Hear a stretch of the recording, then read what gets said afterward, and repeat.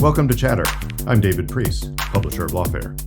This week, terrorism expert Brian Michael Jenkins on pandemics and political violence. We've seen in the United States a statistical increase of homicides by 38%. It's the largest gain that we've seen in many, many decades. People seem to be on edge, quick to violence. That was a feature that was noted in the Middle Ages following the Black Death, and we're seeing it again now.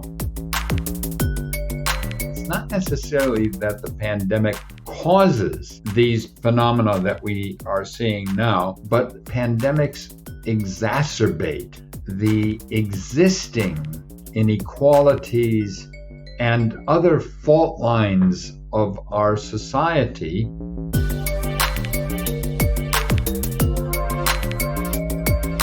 Brian, thank you for joining me on Chatter today. Thank you for the opportunity. Looking forward to the conversation. For those of our listeners who somehow aren't familiar with your decades of work, how do you summarize your life's research and the topics that you have focused on the most? Well, I've spent the past 5 decades actually examining the field of political violence, terrorism specifically. We started Rand's research program on this in 1972. 50 years ago in the fall as well. I tell people, give me another 50 years, I'll have it all sorted out.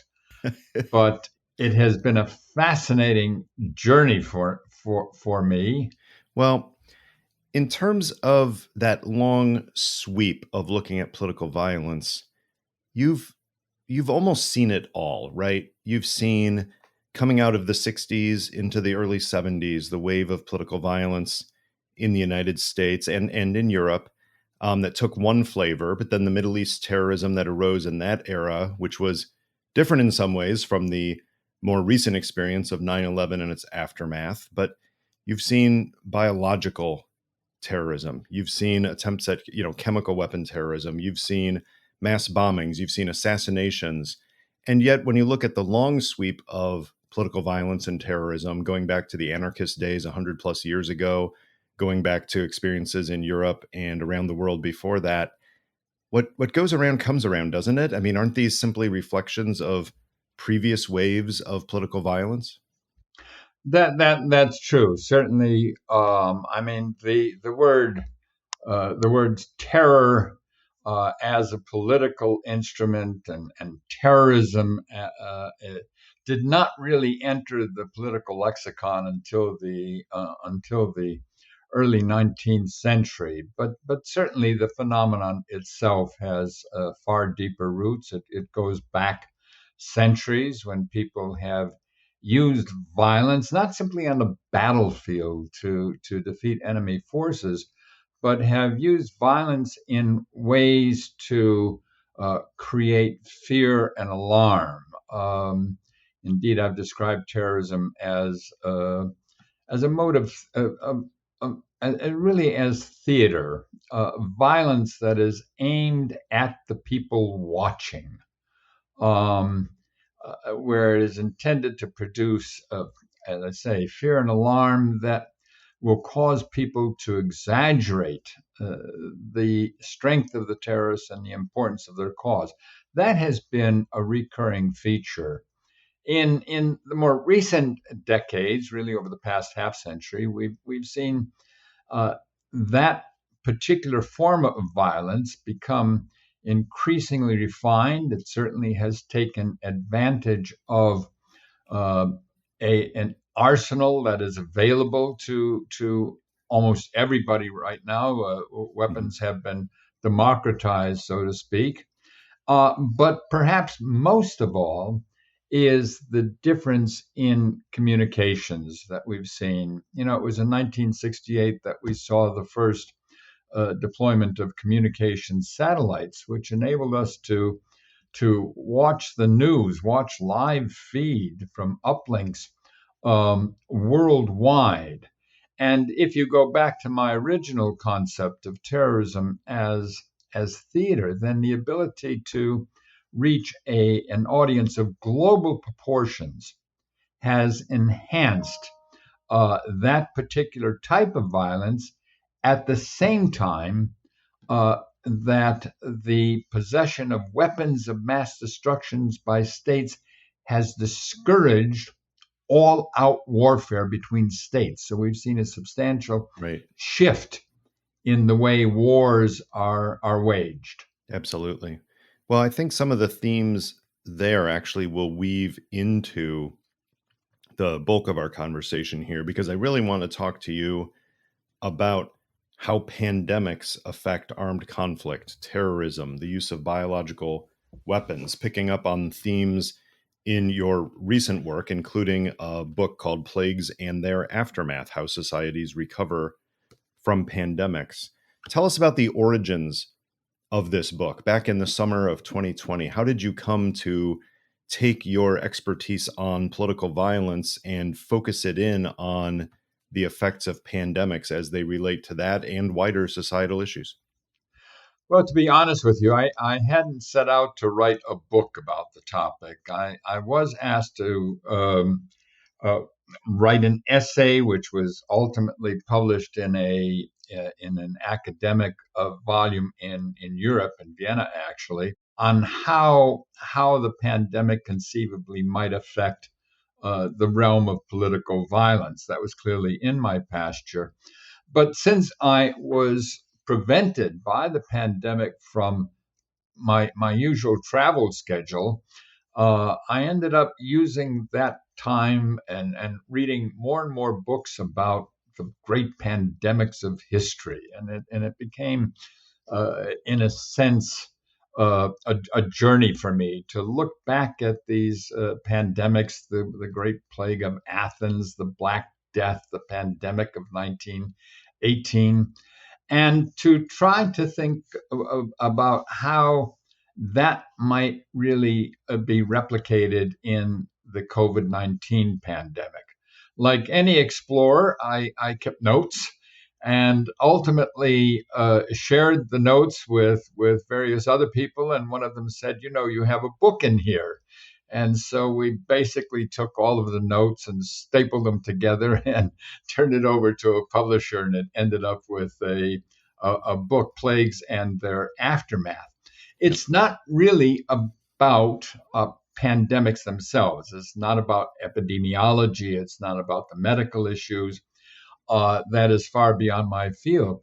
It's really about the consequences of pandemics, not really in terms Yeah. of lives lost, but in terms of the economic disruption and devastation, in terms of the way that they deepen divisions in society, in terms of their effects on individual and collective behavior, and the political consequences of this. So, this is less about the dragon breathing fire and more about the thrashing dragon's tail.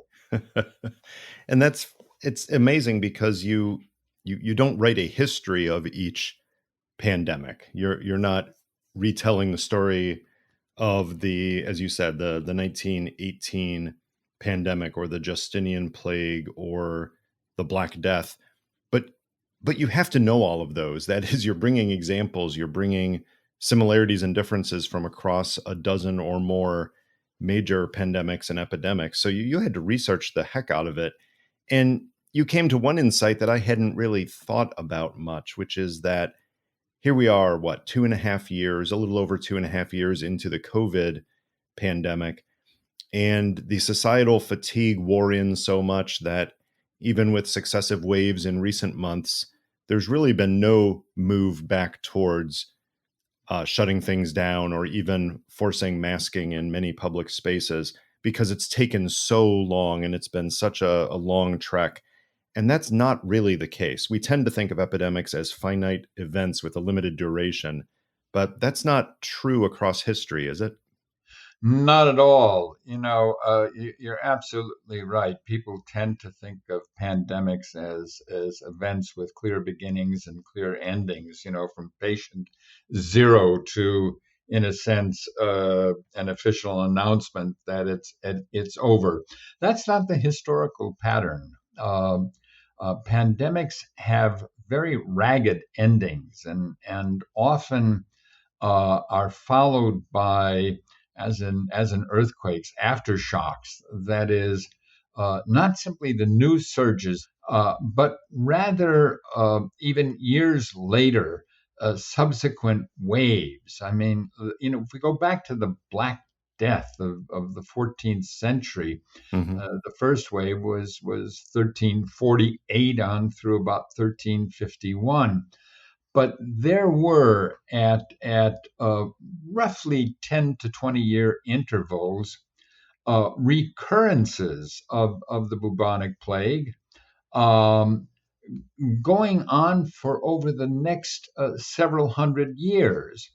In the case of the cholera epidemics that swept across Europe in the 19th century, again, beginning at about 1830 and on up through the early 20th century, there were subsequent waves of cholera that affected vast areas of Europe. And of course, cholera remains a problem. We're seeing in places like Haiti and some other Right. areas of the world where there are conflicts, the occurrence of new outbreaks of cholera. So cholera and armed conflict kind of circle each other like binary stars Mm. throughout history. So again, the endings are long and ragged, and one is never entirely certain that it's over. I wonder how much of the popular conception of that, not necessarily the academic conception of it, which is obviously much more historically based, but the popular conception of that in the modern era probably has been influenced by movies and fictional representations. People can watch a movie about contagion or about an Ebola outbreak, and it fits nicely into a 90-minute or 2 hour frame where the scientists attack the problem and they figure out a way to contain it, or it becomes a zombie apocalypse. But either way, there is a quick resolution to it, and maybe it reduces the public's patience to understand that these do become endemic, right? So often, many of these aren't finite events like an Ebola outbreak in one country in Africa, and it can be limited, but they end up becoming something that just becomes part of the human fabric. That's true, and in many cases, we see these outbreaks of disease become, in a sense, endemic, something that we end up having to live with for a long period of time. I mean, even now, as you point out, people, certainly people in the United States, have declared their own end to the pandemic. They're done with it. That was something we came through. But you look at the statistics, and while the death rate has fortunately gone far down, we're still killing, on average, COVID-19 is killing at a run rate of about 120,000 dead a year in the United States alone. Right. Um, Curiously, that has somehow become an acceptable figure now. When if I had said that, well, we're going to have a long-term run here of flus killing 120,000 people a year, that would have been uh, completely unacceptable.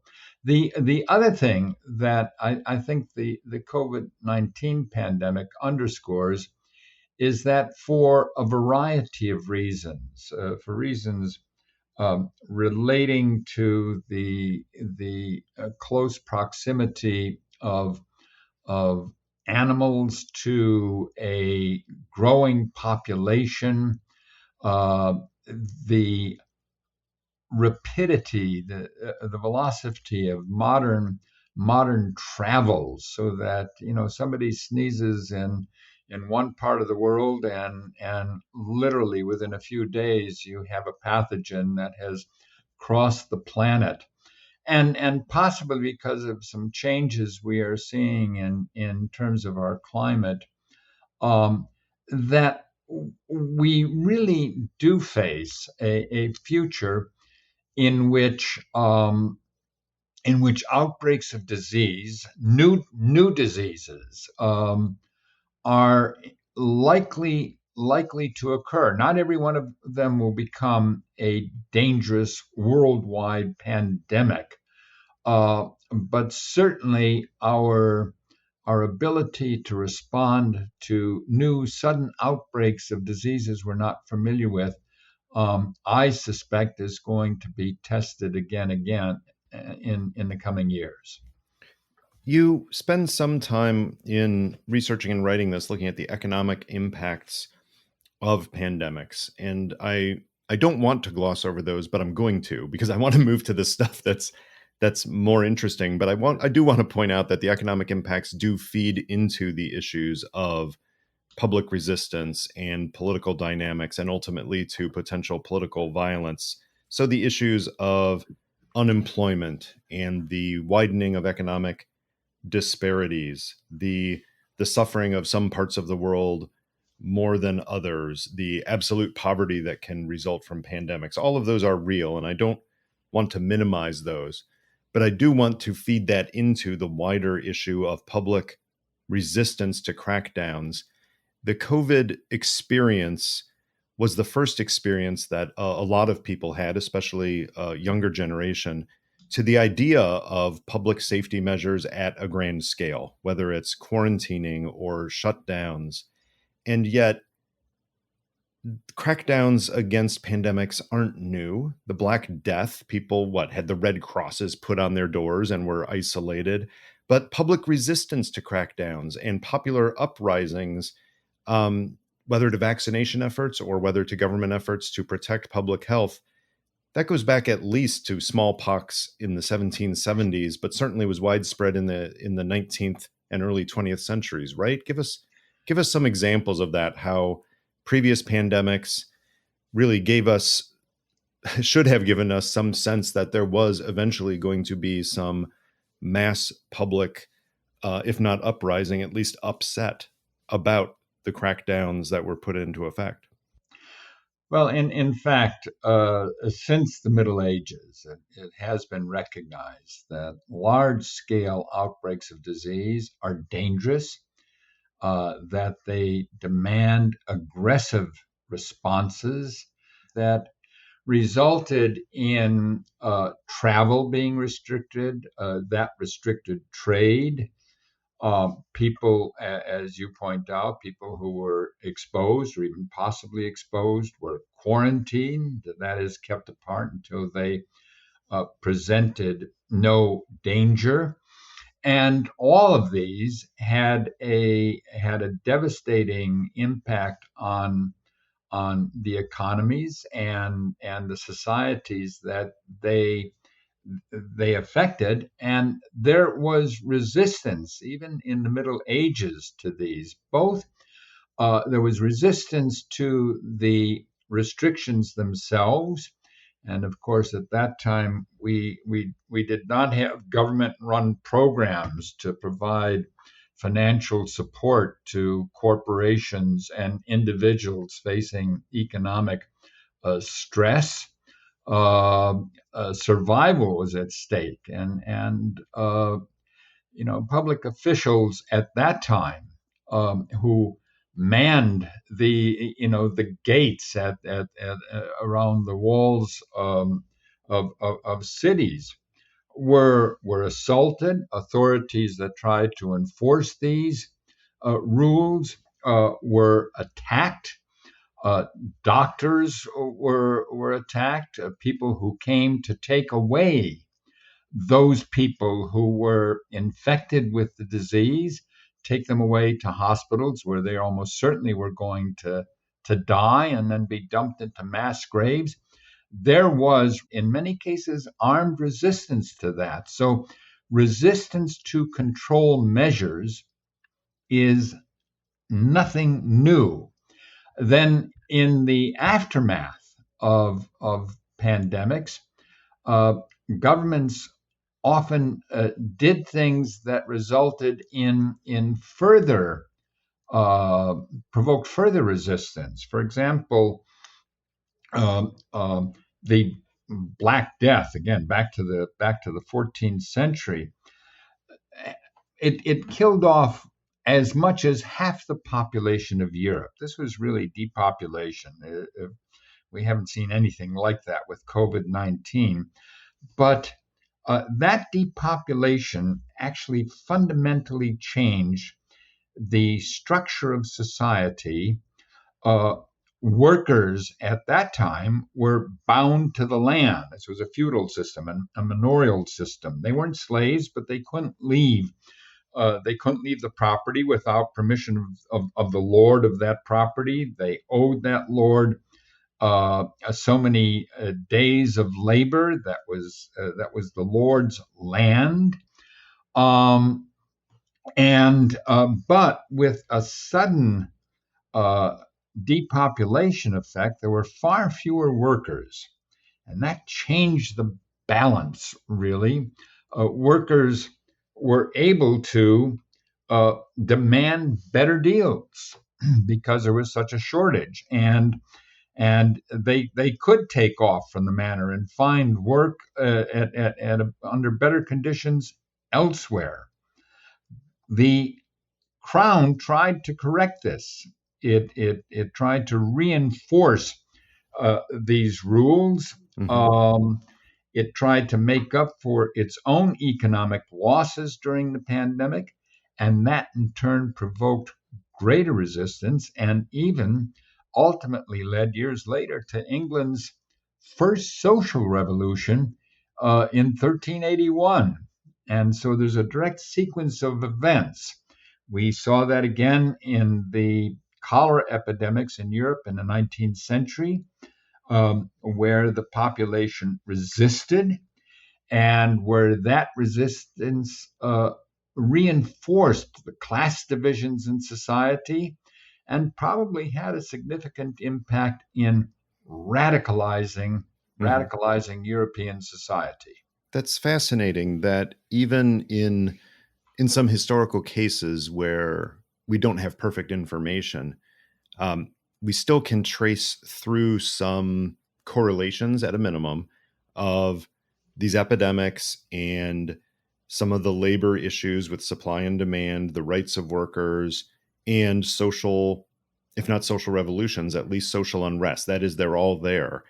Finding the causal relationships is a bit harder. That is, it's hard to say this pandemic caused this political revolution, but the elements are there. And it makes me wonder if, looking back at this with the experience you have of a similar issue, which is tracing political causes of terrorism, which is also not always a specific mathematical causal relationship, did you find that your changing views on this were were in some ways expanded because of your ability to look backward and say, well, wait a minute, there are trends across these dozen or so pandemics that in each individual case we may not be able to nail down that this pandemic in this country led to this political result years later, but if it happens enough times across enough countries, there is something to this effect.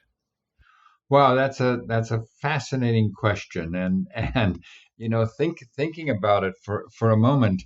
Um, First of all, one ought not to overstate uh, any notion that I could come up with these a tidy set of linkages, from pandemic to social revolution.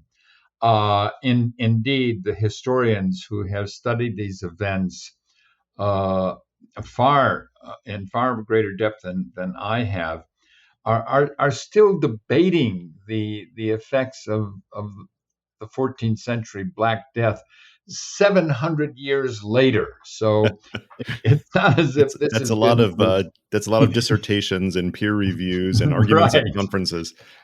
But what was fascinating is how many times uh, these same themes, these same lines of conflict emerged again and again, and therefore probably these historians of plagues in the Middle Ages and pandemics in subsequent centuries would be, I think, very little surprised by what has occurred during COVID-19. That doesn't mean it occurred in the same way, but the same dynamics were there playing out. Now, how these will play out, here again, one wants to remain appropriately humble. We don't know, and indeed, people say, "Well, what is post-pandemic society going to be like, Brian?" And my answer is, uncertainty. Really, we are far from clear how this is all going to unfold, Right. but we are seeing again these same themes play out. I mean, Mhm. I mentioned depopulation in the 14th century, leading to a change in how workers, uh, Right. serfs, at the time, viewed their condition and altered their attitudes. And we fast forward 700 years, and we're looking at things like the Great Resignation. That Mhm. is Mhm. unprecedented numbers of people leaving their jobs, in part because pandemics cause people to think about their current condition, about what they are doing, about how they want to spend the rest of their life, about taking advantage of new opportunities that may arise. And so we are seeing play out, albeit in a very different fashion, in this so-called Great Resignation, some of the same dynamics that had been apparent in previous centuries, even going Mhm. back to the 1918, 1919 flu pandemic. That was Mhm. followed by a period of, of labor militancy, of a wave of strikes, uh, in a sense, again, the system adjusting Mhm. to fundamental changes. The Great Resignation, by the way, the term is not the invention of an economist. Mhm. It's by Dr. Klotz, who is a psychologist, and what it really is, it's less about economics and I think more about attitudes of people, and pandemics fundamentally change attitudes. Right. That's that's an interesting point that the pandemic may be the ultimate cause or one of the ultimate causes for some of these changes, but there are many intervening variables. And you can't say COVID pandemic, great resignation. It's COVID pandemic, people in lockdown, many people, especially knowledge workers, in a position where they can function virtually very similarly to the way they functioned in an office environment. But the displacement and the psychological feelings and the change in terms of people's values and what do you value when it comes to the use of your time, that's not all the pandemic. That's human psychology. That's sociology playing a role here. And the resignation, you can trace it back to the pandemic, but it couldn't have happened without some other things along the way that build on many disciplines in the social sciences. That's true, and it's fascinating, David. Doctors talk about the concept of comorbidity. That is, uh, the actual COVID-19 affects patients differently, and it affects them in many cases according to their pre-existing conditions. Some of them will be hit more severely by the disease because of pre-existing conditions, whether it's diabetes or obesity or respiratory problems. Um, and that appears to be the case with societies as well. It's not necessarily that the pandemic causes these these particular phenomena that we are seeing now, but rather that pandemics expose and exacerbate the existing inequalities, divisions, and other fault lines of our society, and in many cases even in individuals. And so it's not the pandemic as source, it is rather the pandemic as a complicating factor in deepening these effects. Absolutely. Doctors also are talking a great deal now about long COVID. That is Mhm, the constellation of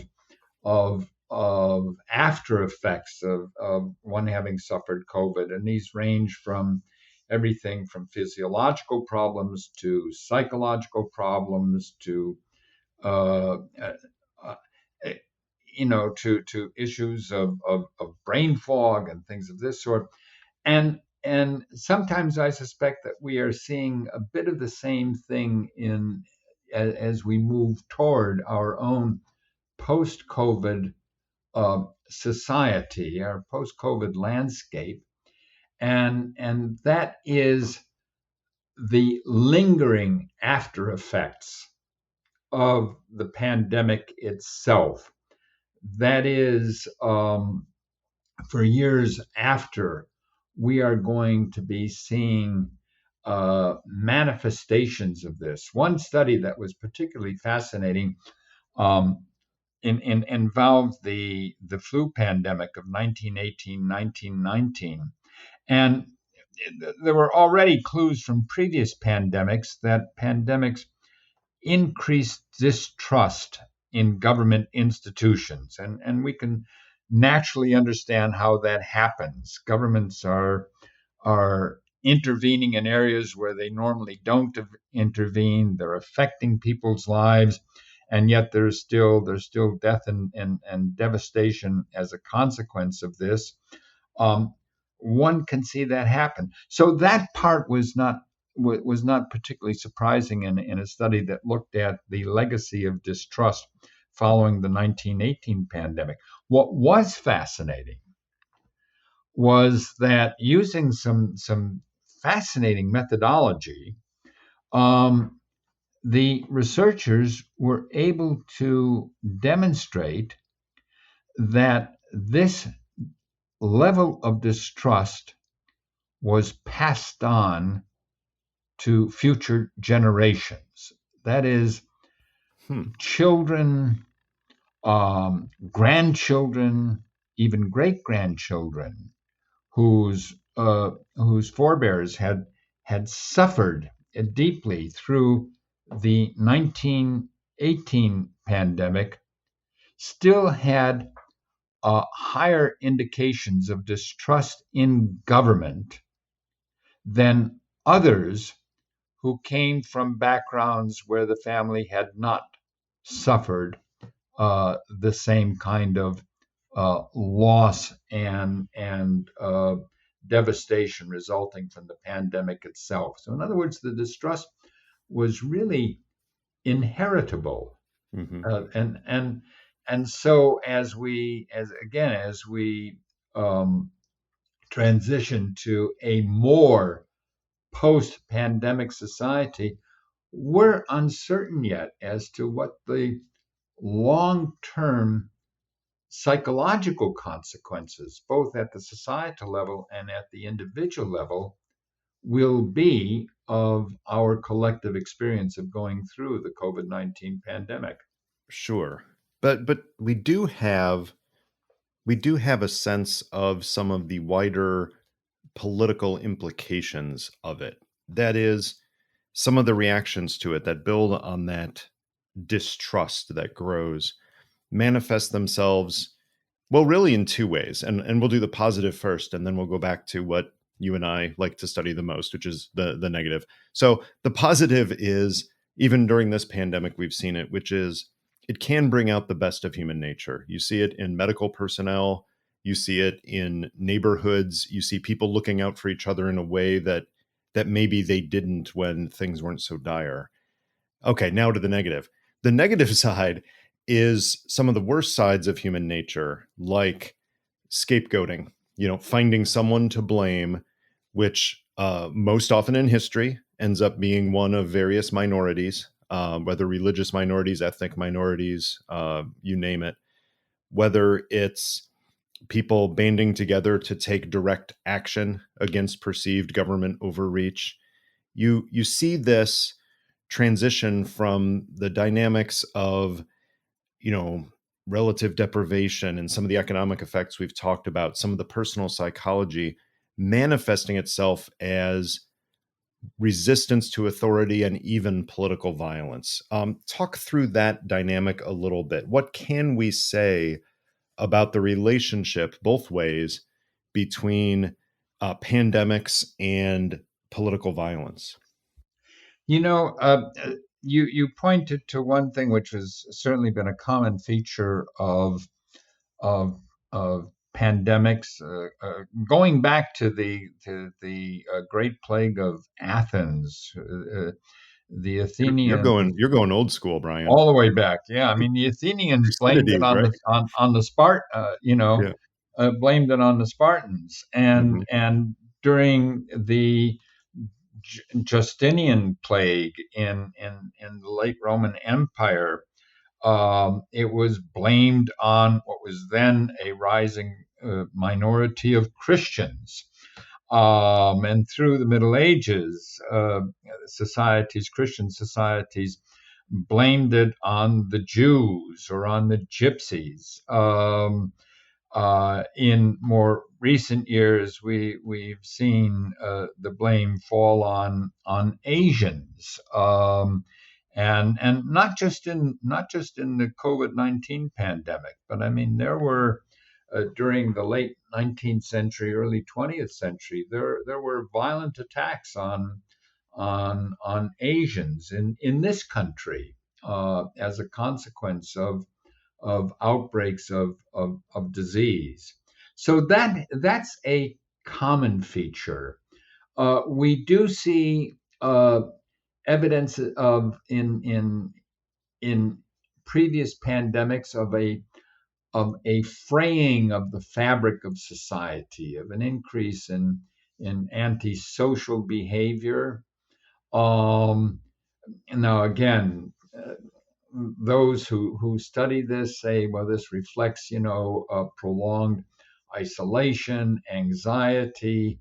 We see increases in irritability.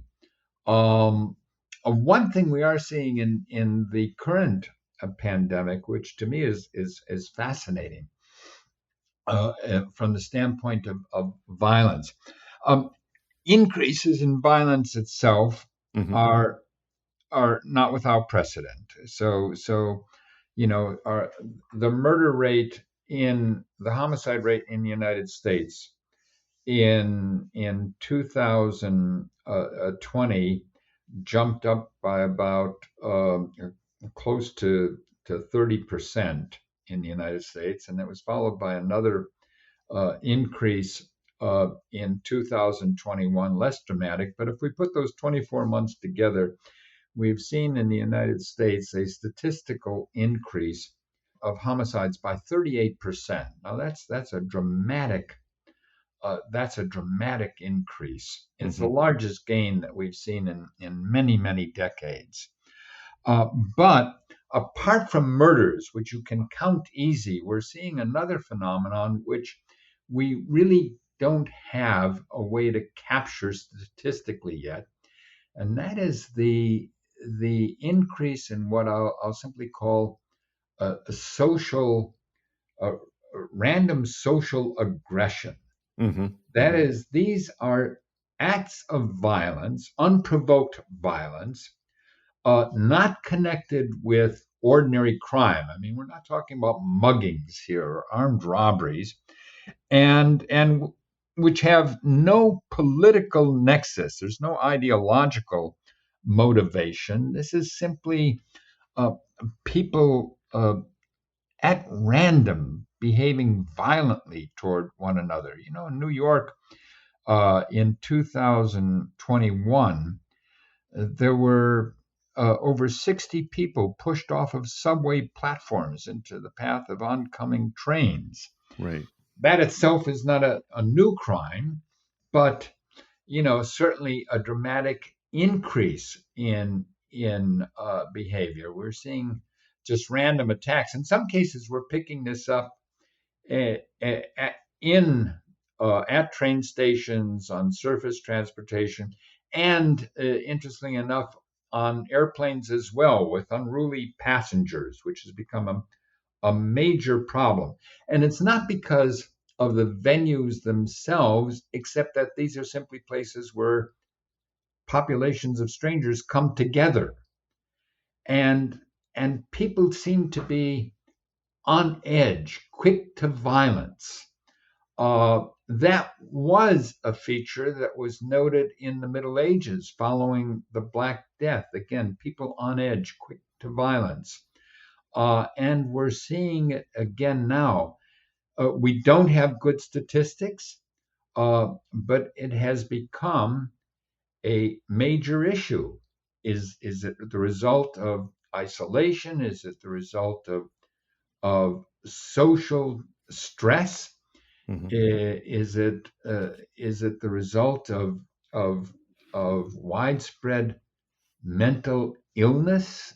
Uh, we don't have an explanation, and so back to my field of trying to understand uh, violence, collective violence, terrorism, things of that sort. This is one area that I'm really trying to understand, and indeed, in the process of gathering more detailed information, both quantitative and qualitative, about these incidents to try to get a handle on what's going on here.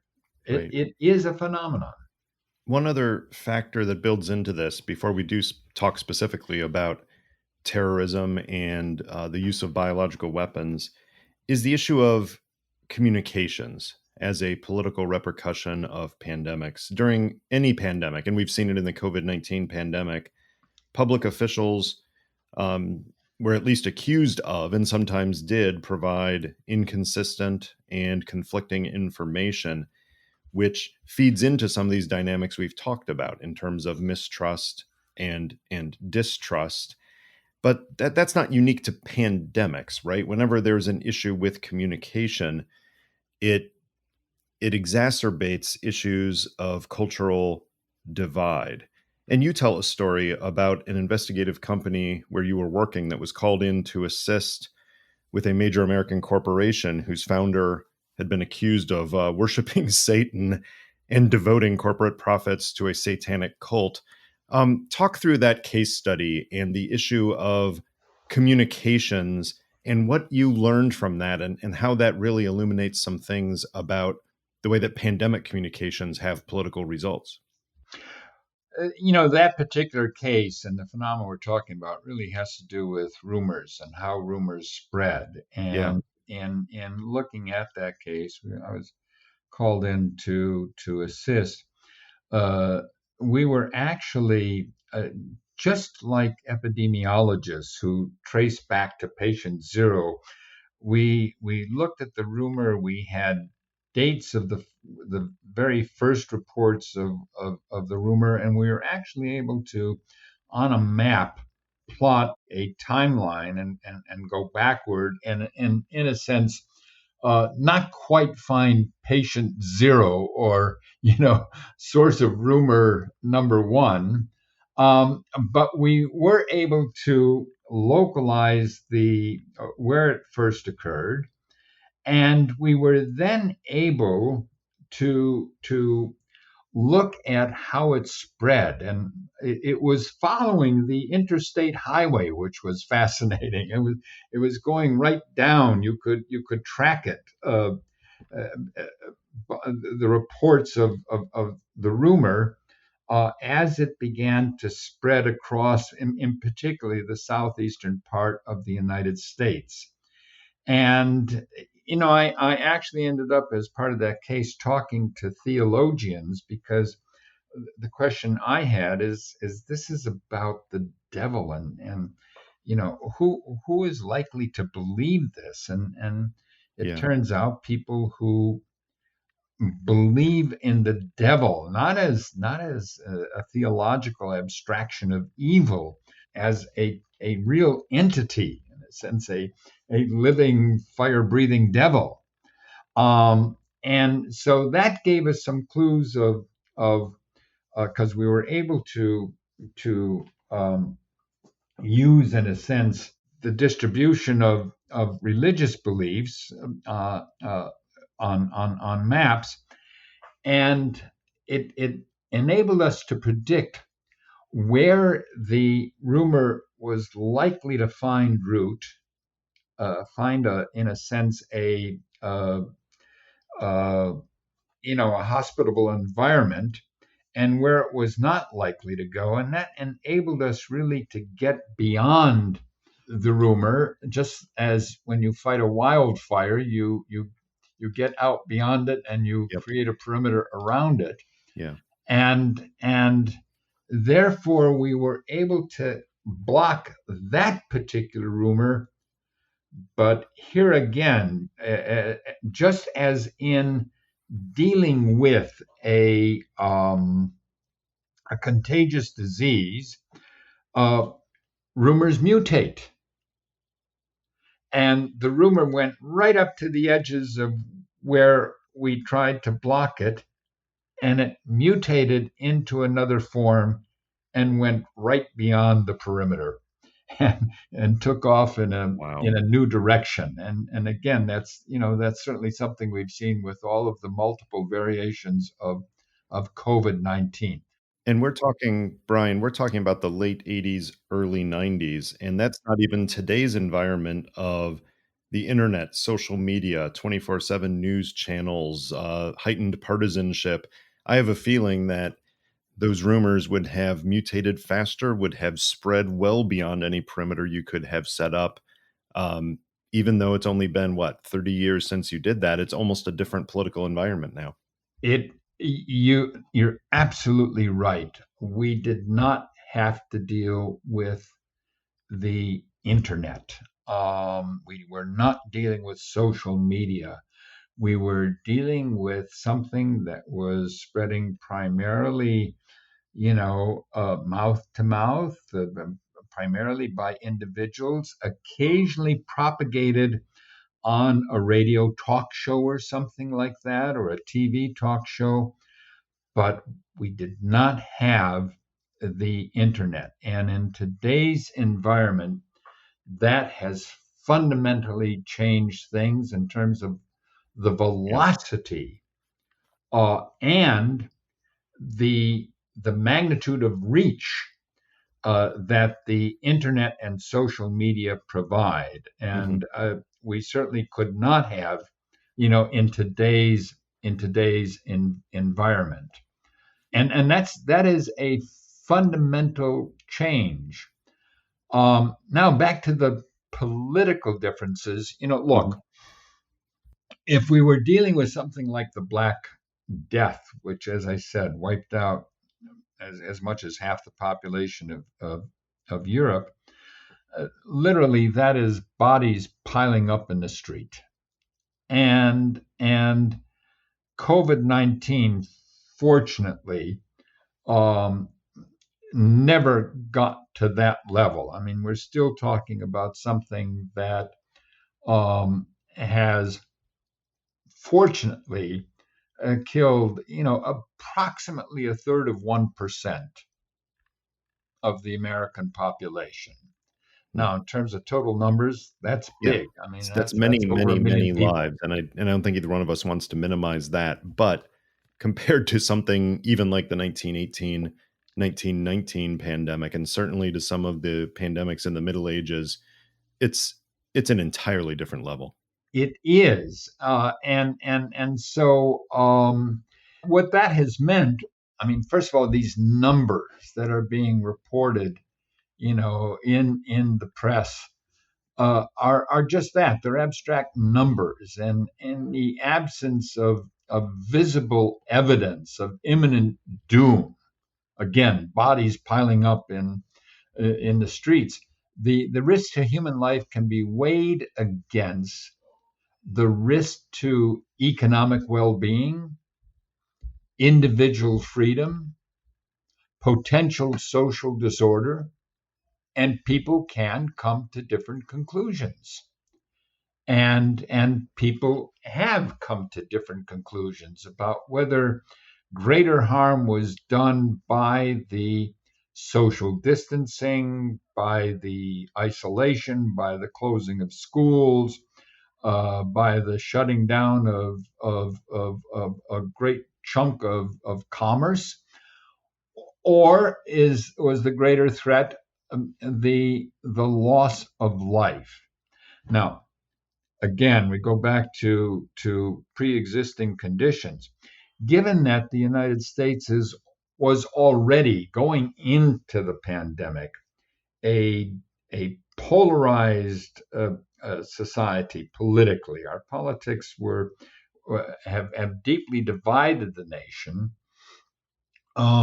Those differences very, very quickly conformed to uh, political attitudes, and what it did is it really deepened the political divide. And so, had COVID-19 posed a much greater threat to life, then somehow the shared dread might have forced social bonding. But Yeah. it was serious enough to demand collective action, but not dangerous enough to set aside our differences. Let's apply this to the issue of your primary expertise of terrorism, and related to that, the use of biological weapons as a tool. What does history suggest about the cause and effect links between pandemics and, no kidding, terrorist activity? And one thing you see right um, immediately is the the attempts by political extremists to explain the pandemic in ways that will benefit their particular cause, and to exploit it if they can as a recruiting tool. I seem And to recall, correct me if I'm wrong, but I seem to recall at least some leaders of the Islamic State um, were claiming that this is Allah's punishment for the infidels, and trying to basically fit COVID-19 into their existing narrative. you're absolutely right, and that again historically is not new. I mean, again, we go back to the Roman Empire, and people saying, well, we haven't been paying appropriate attention to our traditional Roman gods, Mhm, mhm. and instead we are challenged by these bothersome Christians. The gods are punishing us for our substandard zeal. That's a recurring theme. Um, and so one, to explain it in ways that reinforce the extremist beliefs, then to use it as a recruiting tool. So those who are already white supremacists or anti Semitic or anti Muslim or anti immigration, uh, you know, those extremists uh, will immediately attempt to exploit the pandemic, not only to scapegoat, but in a sense to encourage their followers. I recall one thing that appeared on one of the white supremacist in white supremacist websites and was moving around in those circles. It was a poster. It was, in a sense, a mock-up of a CDC poster, uh, and it said, "If you are infected with COVID-19, visit your local synagogue, visit your local mosque, Mm, um, go to your uh, ethnically diverse neighborhood to spread yeah, to encouraging the spread the spread of the contagion." oh, And again, this goes back to a narrative. There are a lot of the other thing we've seen on the internet are a lot of online fantasies, genocidal fantasies, uh, that how can this be? How can the COVID-19 be exploited, not simply to increase total casualties, but to affect certain segments of society more than others? And here we get into some, you know, almost philosophical areas that have fascinated people for a long time. I mean, we all have an understanding of the concept of, of genocide, and that is trying to kill as many people of one particular race or religion or tribe or ethnic group, but not others. Um, and so something like the pandemic is fascinating in terms of its capability to kill large numbers of people. But the operational challenge is it's just killing everybody, and it's not simply killing the right people, so to speak. And so we're seeing a lot of, as I say, a lot of genocidal fantasies and so on. I don't know that COVID-19, the pandemic itself, has opened, given political extremists any new ideas that they haven't thought about already. What it has done clearly is it has prompted a lot of people to think about biological weapons. And that probably is not a good idea. I mean, right, such a good point because I think in the general public, the fact is during the COVID pandemic, we have not seen catastrophic terrorist attacks. We haven't seen a 9/11 style event. We haven't seen certainly in the West, we haven't seen what we would consider even a major plot that was brought to fruition. So I think the general view is that terrorism, if not stopped, that the pandemic certainly dampened the terrorist impulse. But your point is there's two factors there. One is that there's the belief in terrorism that many people believe that the threat of terrorism has increased, and that feeds into these general political issues. And secondly, of course, that the whole idea of using pathogens as weapons is not new, and it has been done in the past, including in the United States in the 1980s. But has that put the idea into people's heads enough that it's only a matter of time before somebody weaponizes a pathogen in a new way? it is a cause for concern, and certainly what we have seen that as well. That this has brought the pandemic has brought renewed attention uh, to the area of pandemics, of widespread outbreaks of disease, whether those have natural causes or represent an escaped pathogen from some biological laboratory, which was certainly is one of the explanations for the origins of COVID-19, or whether it is a deliberate attack by a state or non-state enterprise, that has become a major issue. Now, again, to look at this uh, more broadly for a moment, and to bring in some of the other complicating factors that you alluded to in your earlier comments, which is appropriate.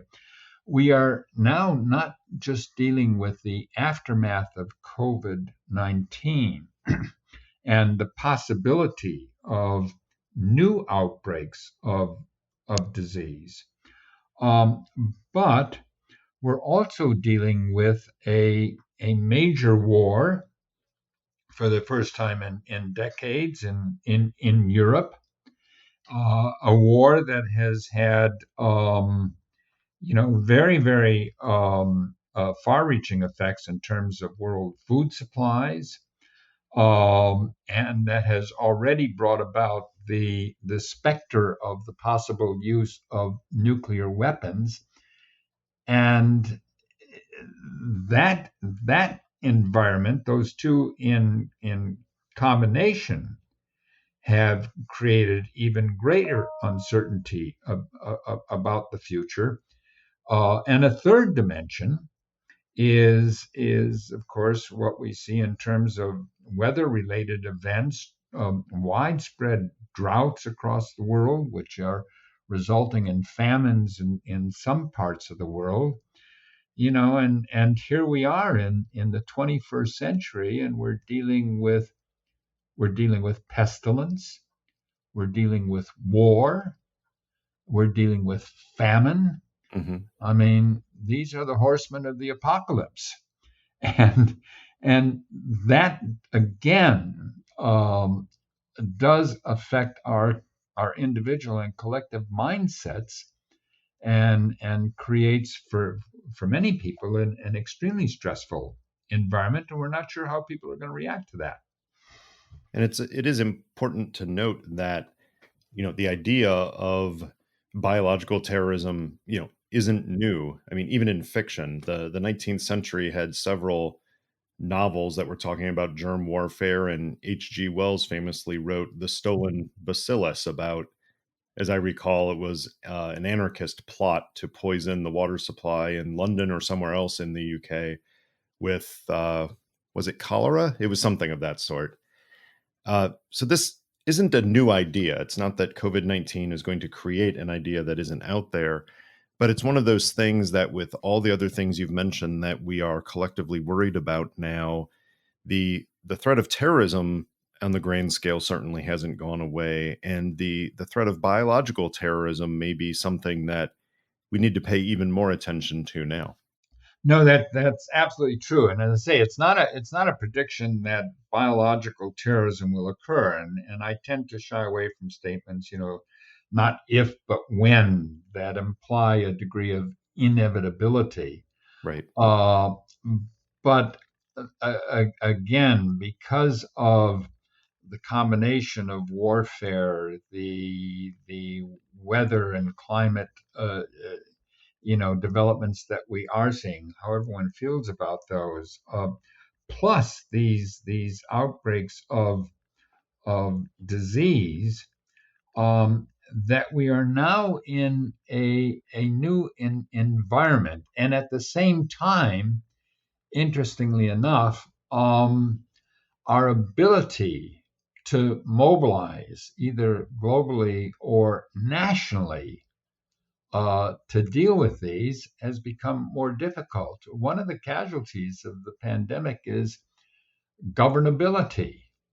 We're already dealing with deeply divided societies. We're dealing with a growing distrust in institutions, in our political systems. We are dealing with economic stress. We are confronting, um, in a sense, the phenomenon of anti-science, um, and we're dealing with disinformation, misinformation that spreads on the internet, at literally at the speed of light. Yeah, Um, and that's something that we're not well organized right now to deal with, and it's uncertain how we will deal with that. I mean, how will we deal with these challenges, especially in a democratic society, which is always going to be a bit a bit more disorganized and certainly turbulent than an absolute dictatorship. But to look at the contrast, by the way, democracies didn't perform exceptionally well in the pandemic. Um, the advanced countries of the world didn't perform exceptionally well, which is not to say that totalitarian countries did especially well either. And we look now at China in their absolute shutdowns to right. deal with outbreaks of COVID-19, which are still taking place in the country. And I see recently that they're facing growing resistance and violence in China. So how do we govern in in an environment where, for a variety of reasons, which the pandemic has exacerbated, how do we govern, especially in democracies, and remain democracies? Sure. And it really highlights the dynamic you brought up earlier, which is that there have been thousands of years of political theory trying to devise what's the ultimate purpose of the state and collective action. And these reactions to COVID really highlight this, that on the one hand, you can say that the main purpose of the state is to protect the well-being of the overall state, in which case economic health is part of that. And you can't do too dramatic of a shutdown because it hurts the economy, and maybe it's actually worth sacrificing some lives and taking some casualties to do that, in a metaphor for actual physical war. On the other side, of course, is the fact that the good of a country could be measured in terms of the welfare of the population, in which case the priority is on saving lives, even if that means interrupting social, political, economic activity to do so. And you're right. You've seen both countries, like at one extreme, not necessarily succeeding, and then countries at the other extreme not succeeding. So it doesn't actually give us any purchase on that fundamental political question of which way of looking at the collective good is right in all cases. No, that you're absolutely right, and so as I say, we're seeing the all of these trends come together in a much more turbulent world. In a certain respect, and of course I speak as an older man. You know, yes, we have gone through turbulent times in our own history. I mean, in our own country, gosh, the 1960s were a period of enormous turbulence and not a small volume of domestic political turmoil and violence that gave rise to the terrorist bombing campaigns in this country of the 1970s. So the Hmm. fact that we have gone through this before, and one can have a personal memory of that period, is somewhat reassuring. At the same time, the we look at these new developments and a deeper polarization and the technology of social media and um, the um,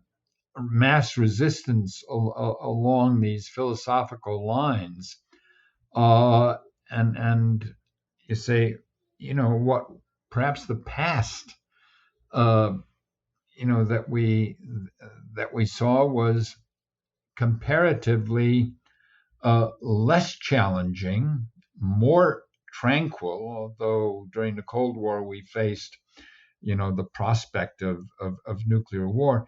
in many respects, that was something that was more manageable than what we are confronting now. And so Yeah. it is worrisome. And that is not, it's not that the pandemic again has caused that. It is that the pandemic has exposed it Hmm. and uh, exacerbated it. To put a bow on this, Brian, I'd like to connect this conversation to uh, a recent work you've published elsewhere, which takes on a really difficult challenge, and you dive right in, which is trying to create a pragmatic, no kidding strategy to counter domestic political violence while doing no harm. That is, without putting alcohol in the flames.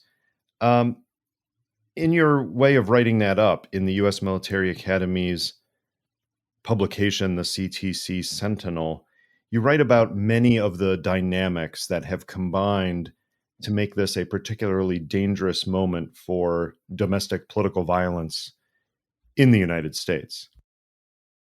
And among those factors, it is by far not the only one, but among those factors are factors that are correlated with the pandemic, things that the pandemic itself exacerbated. And I'm wondering if you could kind of make that connection for us here to close out. How is it that the rise in potential and actual domestic political violence in the US that I know you're concerned about enough that you've crafted a strategy to try to deal with it? How is the pandemic feeding into and blending with that to make this an even more sticky problem?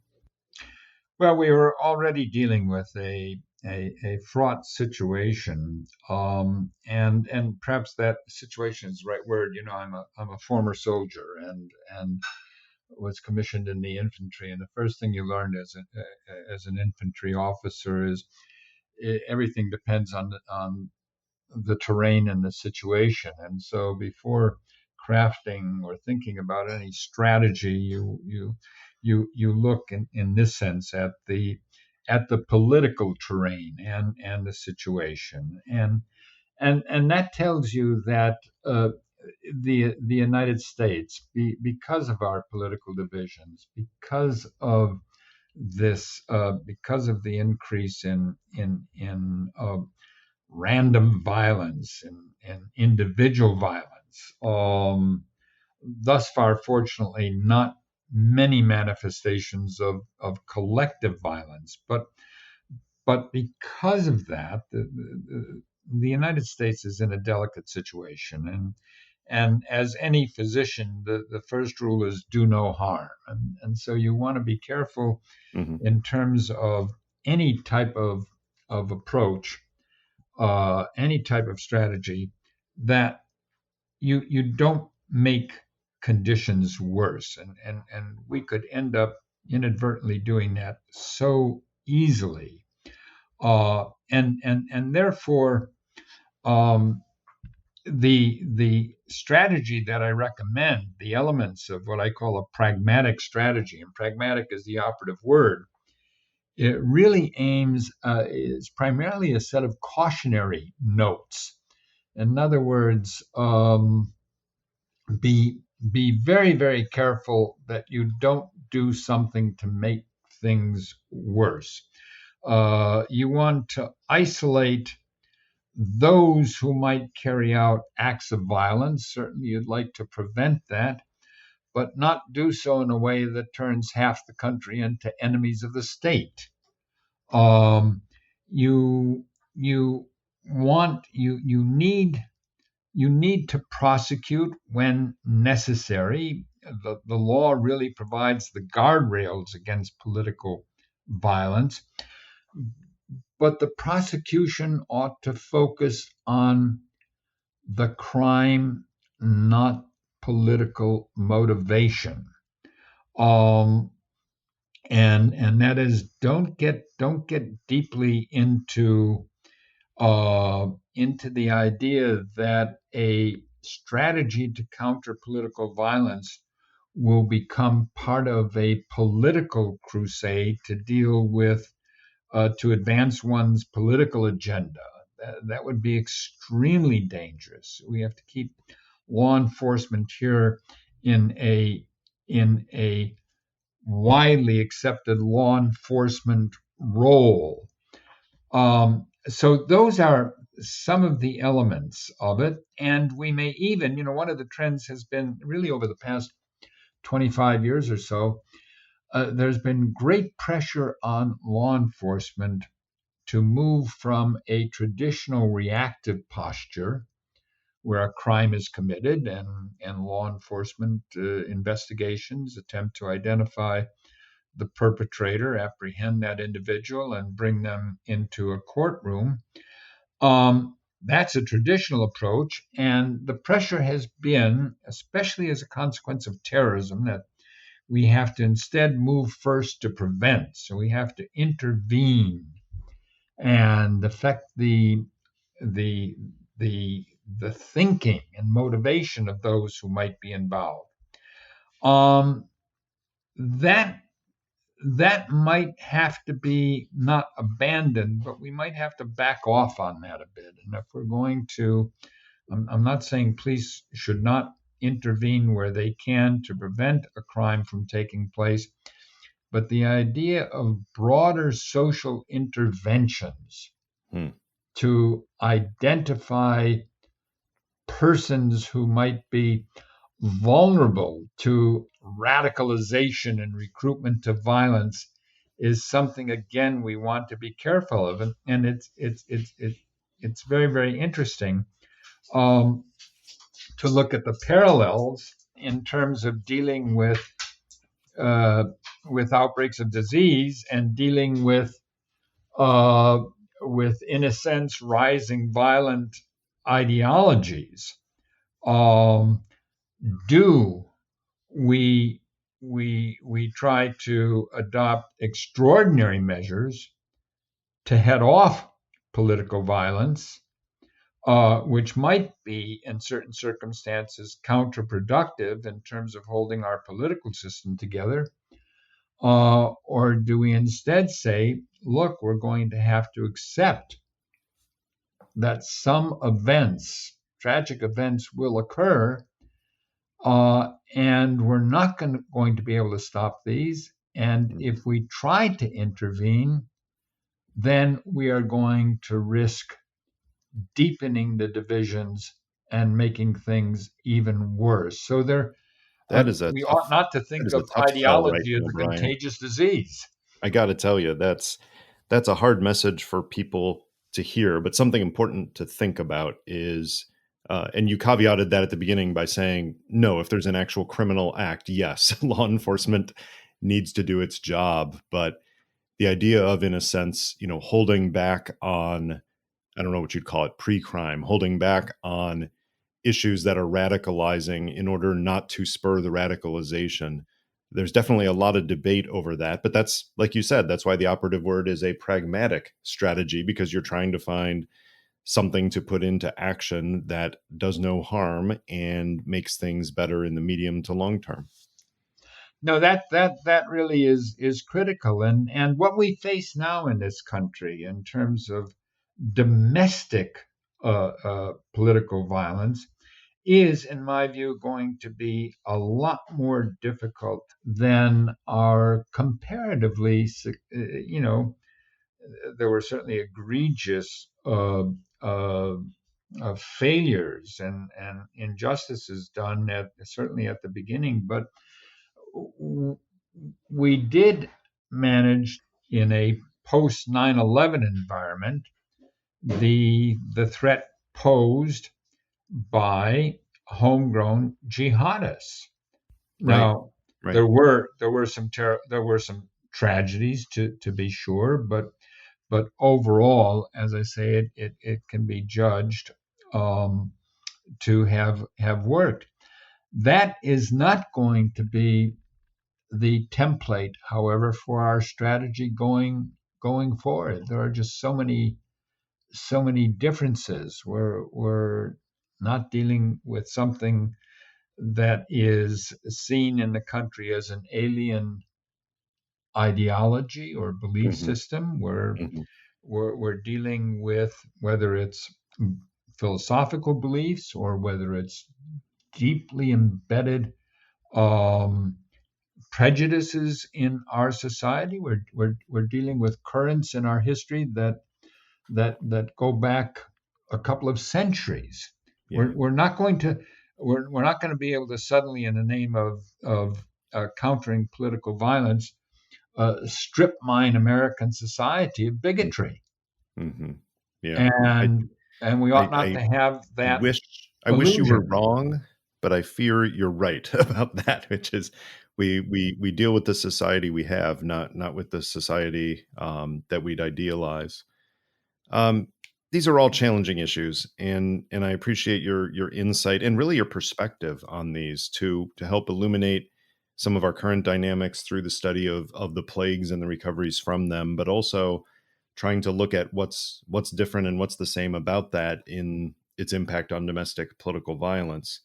But we do end the podcast episodes with a reach into our chatterbox, and I'm going to pull out a random question to close. Brian, who is someone in your field or a related one whose work more people should be following? Oh, golly. I would almost want to say, in some respects, that we want to go back to some of the works that fall outside of the more narrowly defined realm of political terrorism. I mean, we want to look at things like Eric Hoffer's The True Believer, which gets into the dynamics of people's belief systems that we want to look at. In some cases, even going back to uh, some of the novels that were written in the 19th century, early 20th century, about anarchism, and where the novelists really got a handle on people's attitudes and beliefs. This is the analysis of political violence is not really about events. That's you can find that in a chronology. Right. It's about human behavior. Right. This is Right. The about human psychology, the beings. sociology. I mean, you immediately, when you bring up anarchist novels, I immediately go to G.K. Chesterton and The Man Who Was Thursday, which was just, I don't want to say fun because it was disturbing in its own way, but what an interesting way of looking at the social dynamics of early terrorism. You're absolutely right. You have to read things like Dostoevsky and things of this sort to get at notions of how people think. And so it's not a matter of nominating, the expert on terrorism. It's really about understanding human behavior, which is so much Mhm. more difficult, and without any assumption that you're going to get the answer right. That's the hard part. Is you gain insight, you gain some understanding, but you don't. It's not a magic solution machine, right? Right. Well, Brian, I appreciate your time. I appreciate your experiences and insights. Thanks for coming on Chatter. Well, thank you so much, and I enjoyed the conversation. Obviously, as I said, at the outset, this is something I've worked on for decades. That leads to a problem that I can speak about it for days unless interrupted. And, and again, thank you for the excellent questions. I've really enjoyed it. You're welcome. It was my pleasure.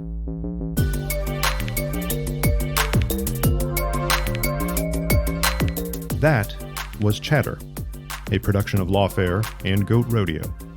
Please subscribe to the podcast and find us on Twitter at ThatWasChatter.